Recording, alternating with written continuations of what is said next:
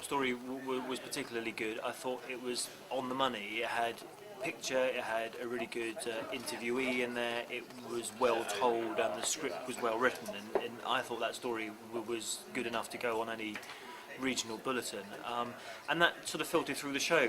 Even the second story that you did about the politics of the cuts, it is the big issue at the moment, and all the cuts and the job losses as a result of them.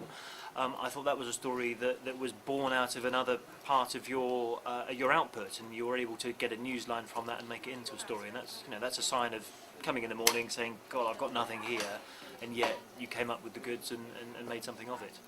I thought the live was really good. I thought the live that you did was well told. You've agreed the questions beforehand, and I think that's the key, particularly if you're doing a timed news show as you are. You're not doing endless 24-hour rolling news like Sky or BBC News, but you're doing a timed show, and it's quite important, therefore, to know what the questions are going to be, so you can then focus your answer. I think you're getting an excellent training here. A lot of the jobs that you're going to go into next year, be they radio or if you're lucky enough straight into television, are going to be multi-skilled. They're going to want you to know about the technology as well as the journalism. They're going to want you to know about the law as well as your sound levels.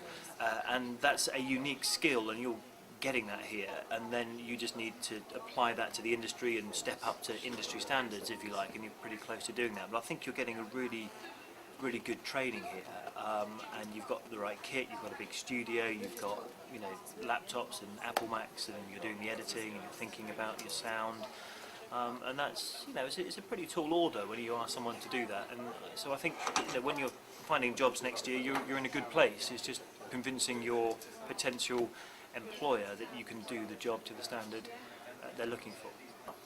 I thought that general election coverage was remarkably ambitious for a student setup, for having to do multiple live broadcasts. I thought it was pretty amazing. The product that you produced, yes, of course, it wasn't on the scale of what the BBC or ITV put out that night, but then you don't have the budgets of many millions of pounds that those respective organisations spent on their programmes. I thought it was pretty slick. It looked like you were across all the stories. You were ahead of your game on that one, and I was really impressed with what you managed to achieve. Using cutting-edge technology. That will stand you in good stead as you go into the industry, because everything's about how you can do things more cheaply and how you can harness technology to get pictures from A to B. And you were using Skype and other forms of the internet, and I thought how you were able to cover counts in Southampton and Basingstoke and get the Andover result on air before anybody else was pretty impressive. So I think you should all be pretty proud. A project like